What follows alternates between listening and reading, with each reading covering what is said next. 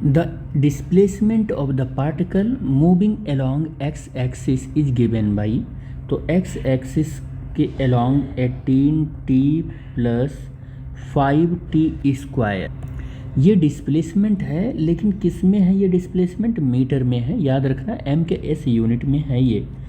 अब आपको कैलकुलेट क्या करना है? कैलकुलेट करना है इंस्टेंटेनियस वेलोसिटी।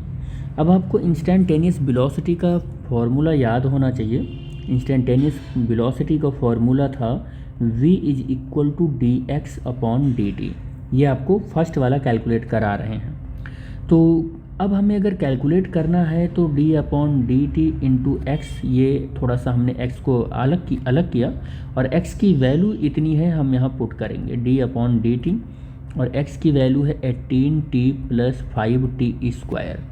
इसको डिफ्रेंशिएट करो तो 18 D by D T into T plus 5 D by D T into T square. अब आप इसको डिफ्रेंशिएट करोगे तो ये 18 आ जाएगा, क्योंकि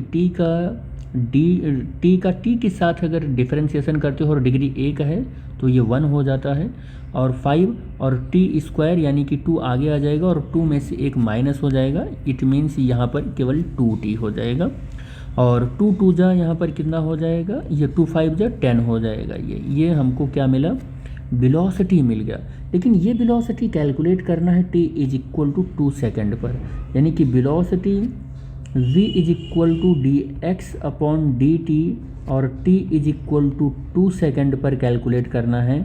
और ये आया है 18 प्लस 10 इंटू 2 आ जाएगा।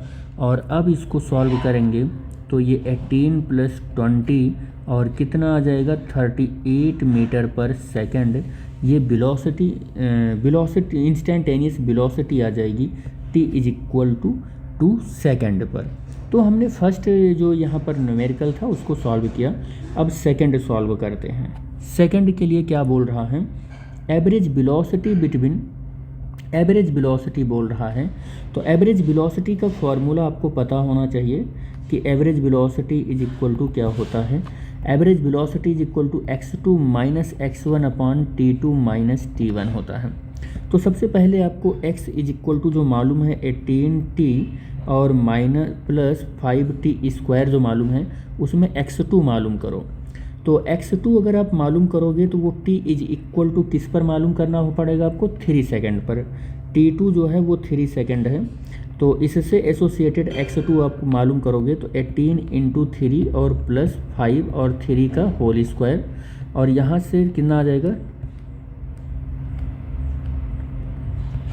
54 प्लस 3 3 इज़ 9 और 5 से मल्टीप्लाई होगा तो ये 9 और 9 99 हो जाएगा। ठीक है, कितना आ जाएगा? ये 99 मीटर हो जाएगा। और t1 इज इक्वल टू कितना है? 2 सेकेंड है। तो 2 सेकेंड पर जब आप डिस्प्लेसमेंट कैलकुलेट करेंगे तो x1 इसको बोल रहे हैं, और यहाँ पर रखेंगे 18 और इंटू 2 प्लस 5 और इंटू 2 का स्क्वायर। तो यहाँ 36 प्लस 2 2 4 और 5 से मल्टीप्लाई हो जाएगा, तो यहाँ पर कितना हो जाएगा? 56 मीटर हो जाएगा। अब आपको जो कैलकुलेट करना है वो है एवरेज वेलोसिटी। एवरेज वेलोसिटी कैसे कैलकुलेट होता है वो यहाँ पर देखो। x2 की वैल्यू आपको मिल गई है, कितना है? 99 है। x1 की वैल्यू देखो कितना मिल गया है आपको? 56 है। और t2 की जो वैल्यू है वो आपको कितना मिला हुआ है? 3 है। t1 की वैल्यू 2 मिला हुआ है।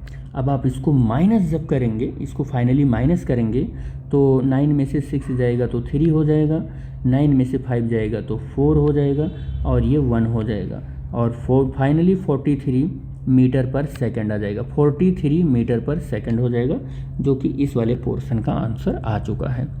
अब आते हैं हम नेक्स्ट स्टेप पर, जो कि यहाँ पर है इंस्टेंटेनियस एक्सीलरेशन का। तो एक्सीलरेशन जब भी इंस्टेंटेनियस कैलकुलेट करते हो तो dv अपॉन dt होता है या d2x अपॉन dt2 होता है।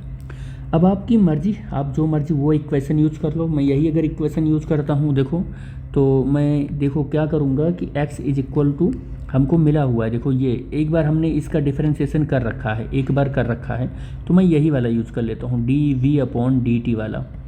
तो d upon D T into V, यानी कि d अपॉन डी टी और v की वैल्यू रखेंगे 18 प्लस 10t, और जब एक बार इसका डिफरेंशिएशन करेंगे तो 18 का 0 हो जाएगा और प्लस ये 10 हो जाएगा। तो a इज इक्वल टू कितना आ जाएगा, 10 मीटर पर सेकंड आ जाएगा, स्क्वायर रहेगा तो 10 मीटर पर सेकंड स्क्वायर हो जाएगा। इंस्टेंटेनियस एक्सेलरेशन आ चुका है, ठीक है।